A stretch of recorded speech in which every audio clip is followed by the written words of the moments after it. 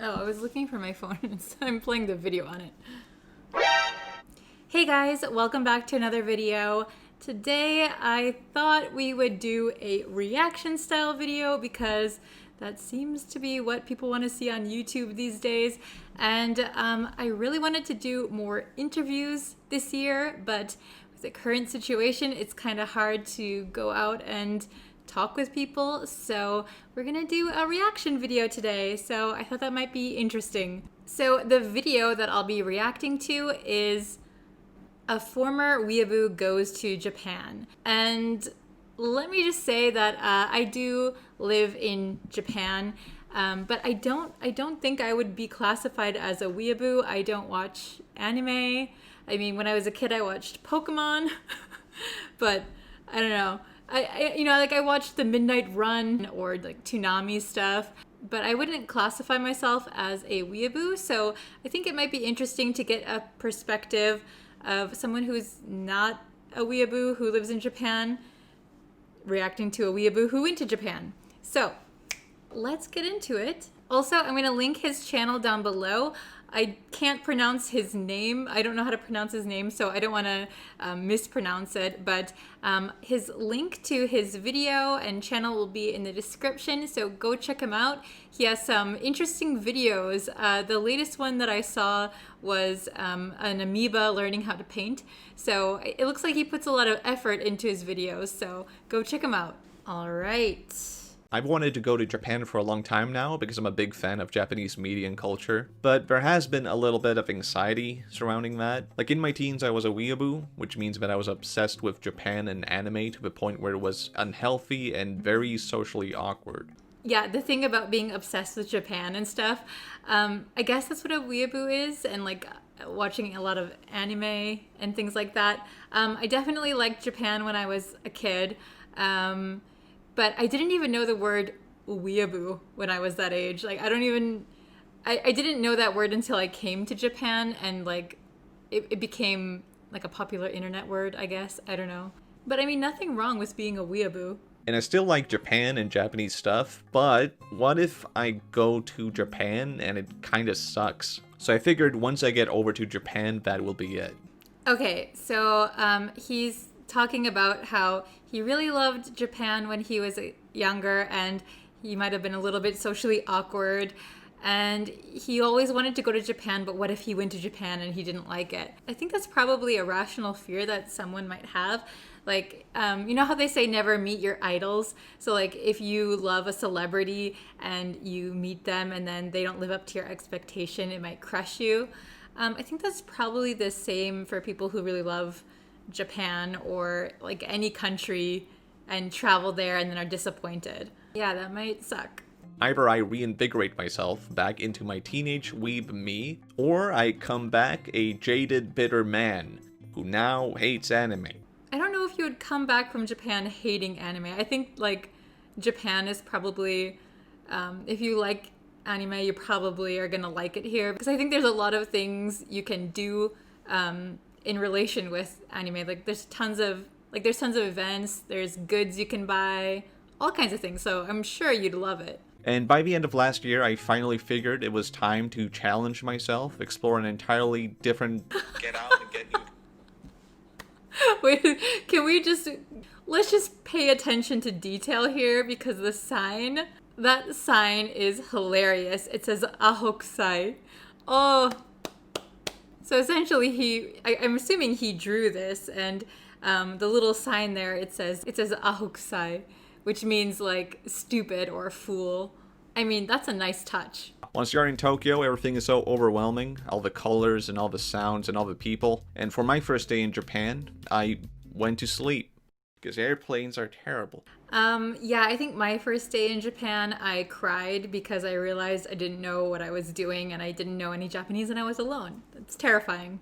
So I wake up at around 8 p.m. and I'm still in Japan, and I head out into the night because I want to talk to people. So I went to a bar and hung out with some elderly Japanese men, and it was pretty interesting. In that environment, I never felt left out for being a foreigner. In fact, people were ensuring that I had a good time. Strangers would come up and talk to me, and one person did not talk to me but bought me a plate of garlic fries for some reason. but thank you. I like garlic fries. Okay, so he's saying that he went to a bar and kind of socializing with the oji-san. That's really awesome. I don't have the confidence to do that. I don't know if it's easier if you're a guy and you do that. I would have never, on my first day here, I would have never gone to a bar alone and chatted with strangers. I'm too shy, but I'm really glad that he had a good first experience. He said that one guy didn't talk to him but bought him some garlic fries. I'm wondering if he actually bought him the garlic fries or if that was something called otoshi, which is if you go to a bar, it's like the service charge. It's usually between 300 and 500 yen, and they'll give you some kind of little snack, I guess, and you're paying for it, even if you don't like it, even if you don't want it. That is the service charge. We don't tip in Japan, so that's nice, but you do have to be careful of those things. It's not a scam or anything. It's very standard here. You don't have to tip, so yeah.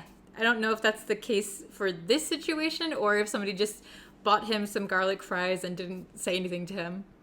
Or if the owner was just being really nice and saw he might be new to the country and decided to treat him. Later on in the night, a woman walked in. One man said something to her and pointed at me. And then that woman went up to me and laughed in my face. And okay, that was pretty weird, but all in all, pretty forgivable. Because I am a single white guy hanging out with a bunch of elderly Japanese men. So yes, it's true. I'm an exotic creature. I can't explain the woman who laughed in his face. Very possibly she might have been drunk and she was excited to see a foreigner, maybe, make a friend. Not sure what was going on there. I managed to sleep a bit more and spent the morning just walking around and exploring places. I went to the suburbs where normal people live as usual, and I was walking around holding back tears about to cry at how beautiful everything was, particularly because it reminded me so much of the art of the Japanese artists that I like. And here I was really there in that artwork, and it was a really strange moment where all this art you had admired turned out to really exist. This is true. This is true because although I don't watch anime actively now, I did see anime before coming to Japan when I was younger, and I don't know if I would cry over it, but I was definitely kind of surprised at how accurately Japanese anime or dramas portray the everyday life. So some things that you might think are just artistic choices if you watch anime, like a post box, like a mailbox, it actually looks like that. So I think if you live in another country, if you watch cartoons or something, if you watch American cartoons, sometimes they take creative liberties on what things look like. But in Japan, I found that the anime really closely resembles what is actually true. So lots of telephone wires, green payphones, those kinds of things that you thought might be just the anime style is actually what it is. So I can see how that is surprising. Japanese people are for the most part very fashionable. Just by going to the subway, you will find all kinds of alternative fashion, but there still is a very clear social norm. It inspired me to try and be a bit more fashionable. I'm not very fashionable, and I came here from Scandinavian winter, so my pale skin already makes me look like I'm the Walking Dead. So the very least I can do is put on a nice sweater. So Japanese people, especially in Tokyo, tend to be quite fashionable. They have access to a lot of fashion brands here. And also, it's just not the norm to wear sweatpants and a old hoodie when you go out. Usually everyone is kind of put together. I went to university here, and that was one of the things that I found really, really surprising, because I had this image of college and university in the States where people just wake up, walk from their dormitory, and go to class in sweatpants and their hair up in a messy bun. Not the case in Japan. I found out that real quick.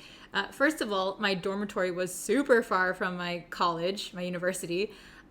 which I was like, oh crap, it's really far. It's like an hour train ride. So like I couldn't just go in casual clothes, and everybody, like so many of the girls are wearing high heels and just wearing makeup, and I felt like a potato. So if you come to Japan, be prepared to feel like a potato if you do not dress nicely. The convenience store, or konbini as we call it, is a surprisingly weird thing. It shapes the food culture around Tokyo. I heard about one guy who had an apartment here and he did not own a fridge. He only had a microwave and that was it. It would be crazy anywhere else, but in Tokyo that works out just fine because there are so many vending machines everywhere and convenience stores that are so full of healthy, cheap food that you could live off that and be fine. I don't dislike cooking or fridges, but if there is an option to both save time and live as a man-child, then I see the appeal. This is so true. When I was living in a dormitory, I did have a small fridge, but it was always empty. I mean, I think I probably had a few drinks in there, but basically you can just walk to the convenience store, get some rice balls, get some sandwiches, like anything you want is there. That's why it's a convenience store, right? It's very convenient, more so than anywhere else I've ever been. It is truly Japan living when you go to the convenience store every day for food.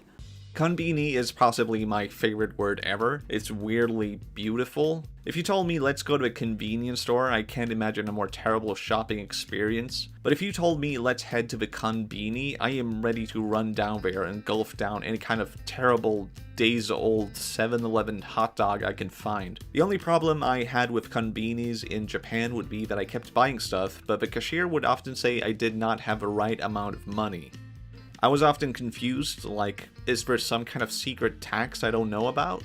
And much later, I would find out I had been confusing 5 yen coins for 50 yen coins. When you are a foreigner in Japan, you don't want to be that one foreigner guy who screws everything up. So it can be a very liberating moment when you realize, this has been my identity all along. Yeah, about the coins, whenever you're traveling to a foreign country, getting used to the coins and the cash is always a challenge, but especially in Japan because the 5 yen and 50 yen coins both have holes in the middle, so they look kind of similar. That's just something you need to pay attention to. And gradually Japan is finally becoming little by little cashless. 10 years ago, it was really rare to be able to pay with a credit card. Yeah, people were afraid of credit cards, so everything was always cash. And yeah, you have to get used to the coins real quick.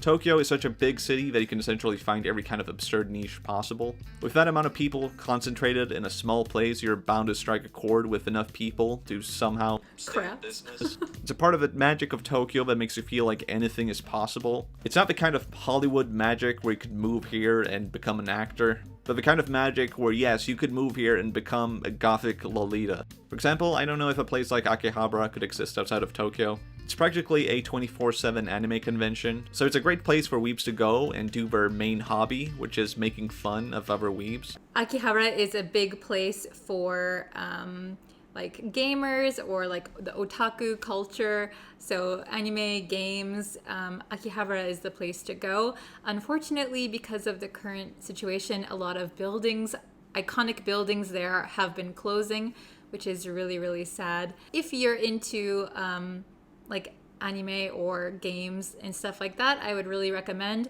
stopping by Akihabara at least once. There's a lot to see there. There's a lot of interesting stores.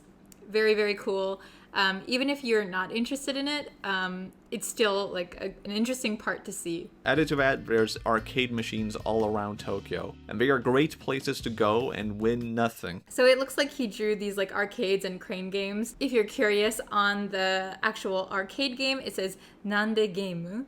So Nande is why, and then he just has game. But I don't know what he wants to say. Why game? Why game? I don't know. I like these little touches though.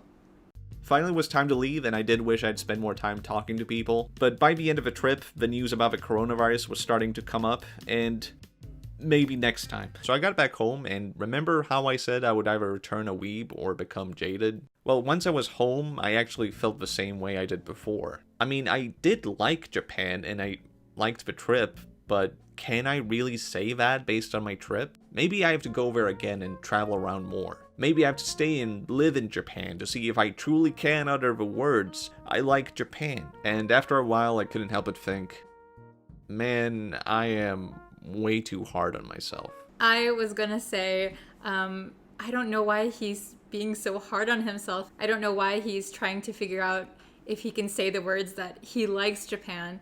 I think if there's things here that you like, you can like it.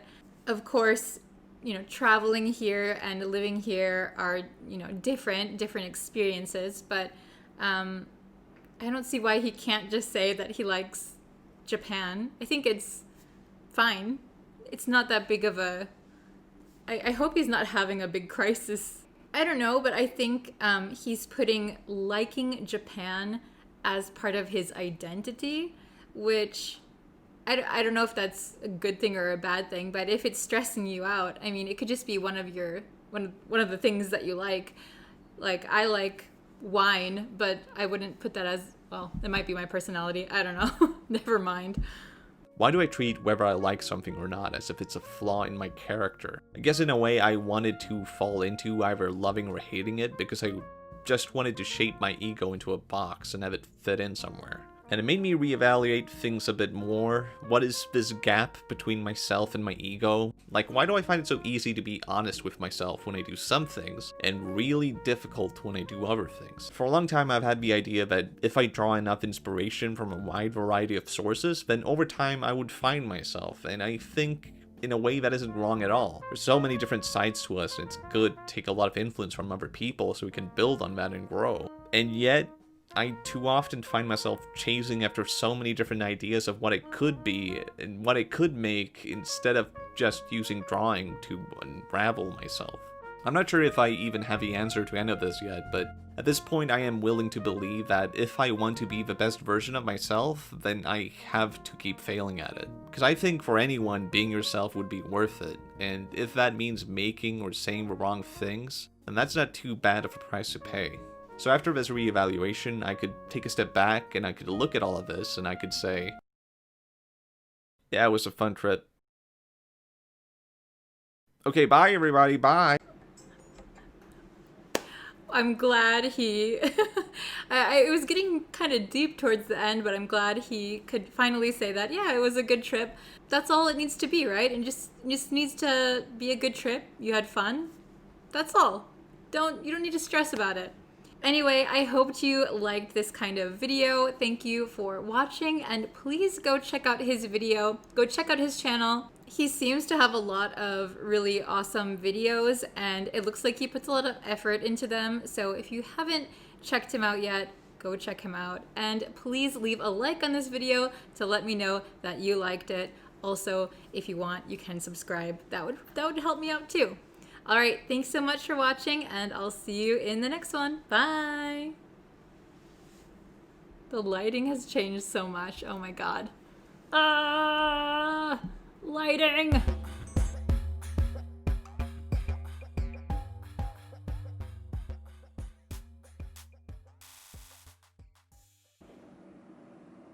What is this lighting, yo? What is going on? All right.